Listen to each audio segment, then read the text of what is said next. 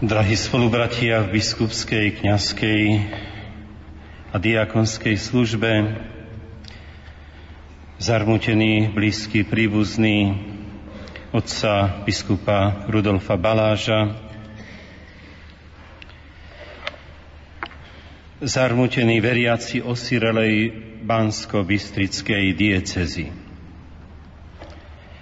Chcem sa rozlúčiť so zosnulým spolubratom v biskupskej službe monsignorom Rudolfom Balážom v mene celej grécko-katolíckej metropolie na Slovensku a osobne v mojom mene. Pravda vás vyslobodí. Toto bolo tvoje biskupské heslo, ktorému si veril a podľa ktorého si aj žil. Túto pravdu si hlásal vhod či nevhod všetkým a svedčil si ňou celému Slovensku veľmi mocne o tom, ktorý ju prvý vyslovil, o Pánu Ježišovi. Aj nám, tvojim spolubratom v biskupskej službe, si bol veľkým a horlivým príkladom. Osobne sa priznávam, že pre mňa si bol veľkým inšpirátorom pri spravovaní eparchie. Bol si stále aspoň krok pred nami všetkými v dobrých nápadoch, ktoré si vedel so svojimi spolupracovníkmi aj realizovať.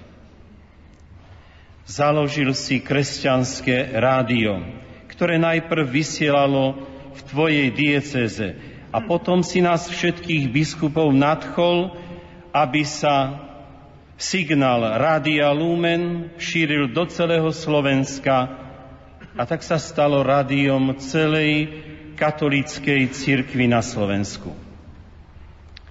Staral si sa o mládež, o rodiny, o núdznych a o opustených ľudí. Neľutoval si financie na tieto šľachetné ciele.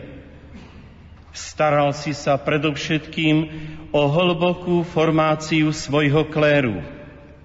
Nech ťa Pán, života a smrti Ježiš Kristus, za to všetko štedro odmení.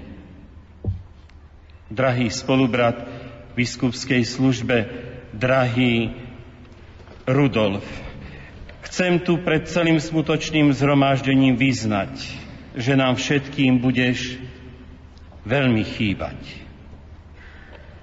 A zvlášť mne osobne, lebo som u teba mal dobrého priateľa a chápajúceho staršieho brata. Povahovo sme si boli tiež dosť blízki a cítil som, že sa ti môžem so všetkým zdôveriť. Zvlášť v mojich biskupských začiatkoch si mi bol veľmi na pomoci. Drahý Rudko, dozrel si pre Boha a pre večnosť. Už si sa stretol so svojím majstrom Ježišom Kristom.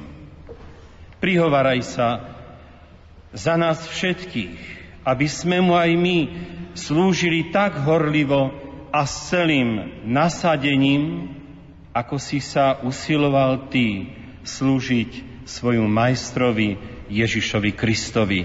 Odpočívaj v pokoji, večná ti pamiatka.